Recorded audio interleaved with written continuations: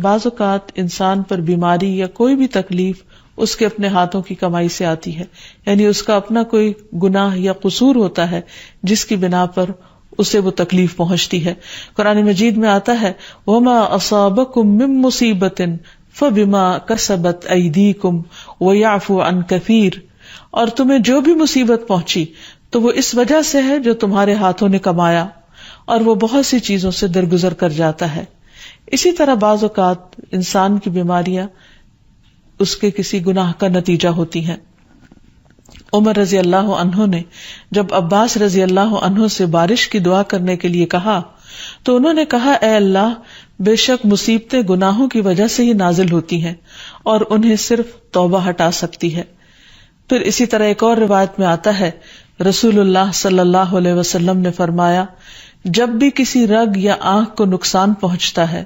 تو وہ کسی نہ کسی گناہ کی وجہ سے ہوتا ہے، لیکن جو تکالیف اللہ تعالیٰ ویسے ہی ٹالتا رہتا ہے وہ کہیں زیادہ ہو جاتی ہیں. پھر اسی طرح بعض بیماریاں انسانوں کے اعلانیہ گناہوں کی وجہ سے بھی ہوتی ہیں، جیسے کہ ایک حدیث میں آتا ہے جب کسی قوم میں بدکاری عام ہو جاتی ہے اور وہ اعلانیہ اس کا ارتکاب کرتے ہیں تو ان میں طاعون اور ایسی مختلف بیماریاں پھیل جاتی ہیں جو کہ ان سے پہلے گزرے ہوئے لوگوں میں نہ تھی. ابو امامہ باہلی سے روایت ہے کہ نبی صلی اللہ علیہ وسلم نے فرمایا جس بندے کو بھی بیماری سے پچھاڑ دیا گیا ہو تو اللہ تعالیٰ اسے جب بیماری سے اٹھاتا ہے تو وہ پاک ہوتا ہے. تو یہ ایک حقیقت ہے کہ انسان کے گناہ اس کے لیے مشکلات کا سبب بنتے ہیں. امام ابن القیم الجوزیہ لکھتے ہیں، ان کی ایک مشہور کتاب ہے الداء والدواء، بیماریاں اور علاج، اس میں وہ کہتے ہیں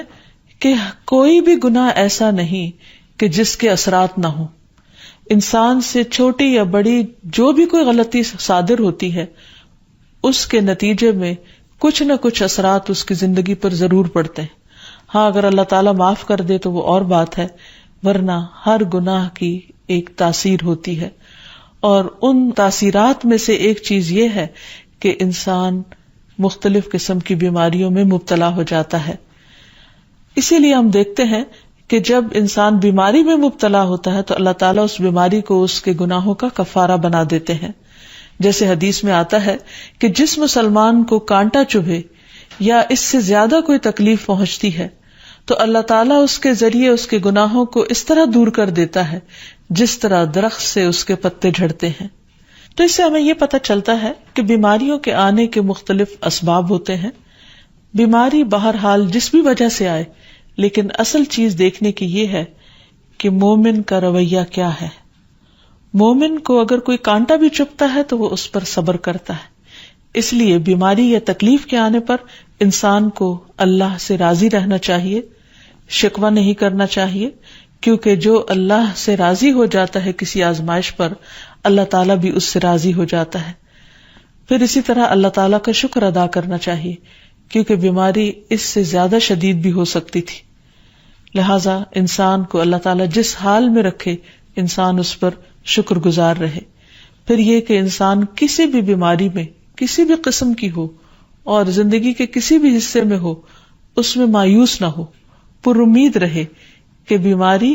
دور ہو جائے گی. پھر اسی طرح اگر بیماری طول پکڑ جائے تو انسان کو گھبرانا نہیں چاہیے، کیونکہ ہر گزرنے والا لمحہ انسان کے درجات میں اضافے کا سبب بنتا ہے اور اس کے گناہ مسلسل جھڑتے چلے جاتے ہیں حتیٰ کہ انسان بالکل پاک صاف ہو جاتا ہے. پھر اسی طرح انسان کو بیماری کی حالت میں دوسروں سے شکوے شکایات نہیں کرنی چاہیے،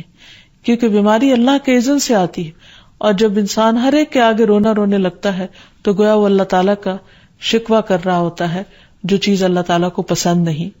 پھر اسی طرح منہ سے برے الفاظ نہیں نکالنے چاہیے، بیماریوں کو کوسنا نہیں چاہیے، اور پھر